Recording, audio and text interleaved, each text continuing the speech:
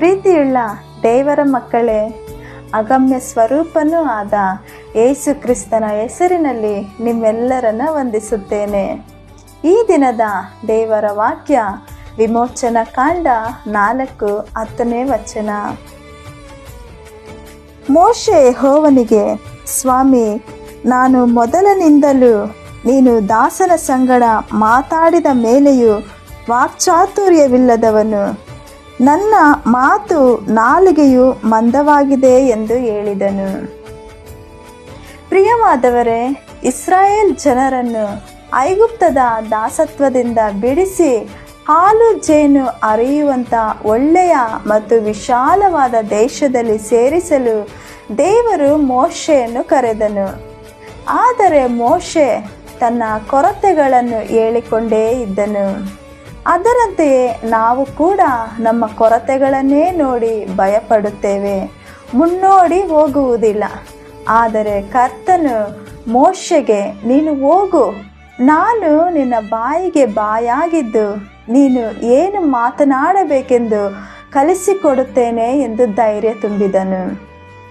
ಯೆರೆಮೀಯನು ತಾನು ಕೇವಲ ಬಾಲಕನೆಂದು ಭಯಪಟ್ಟಾಗ ದೇವರು ಅವನಿಗೆ, ನಾನು ಬಾಲಕನು ಎಂದು ಹೇಳಬೇಡ, ನಾನು ನಿನ್ನನ್ನು ಕಳಿಸುವ ಸ್ಥಳಕ್ಕೆಲ್ಲ ನೀನು ಹೋಗಬೇಕು ಮತ್ತು ನಿನಗೆ ಆಜ್ಞಾಪಿಸಿದ್ದನ್ನೆಲ್ಲ ಮಾತನಾಡಬೇಕು.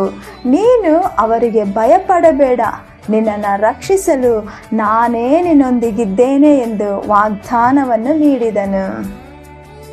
ದೇವರು ಲೋಕದಲ್ಲಿ ಬಲಶಾಲಿಗಳನ್ನು ನಾಚಿಕೆಪಡಿಸಲು ಬಲಹೀನರನ್ನು ಆರಿಸಿಕೊಂಡಿದ್ದಾನೆ.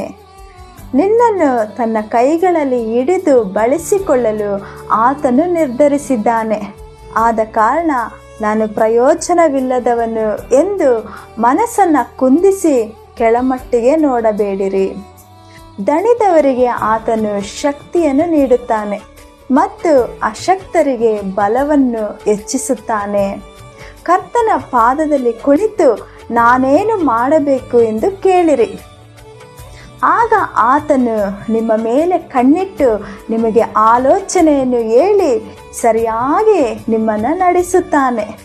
ನಿಮ್ಮ ಕೊರತೆಗಳಿಗಿಂತಲೂ ಕರ್ತನು ಹೆಚ್ಚಿನವನು ಎಂಬುದಾಗಿ ನೀವು ನೋಡಿರಿ.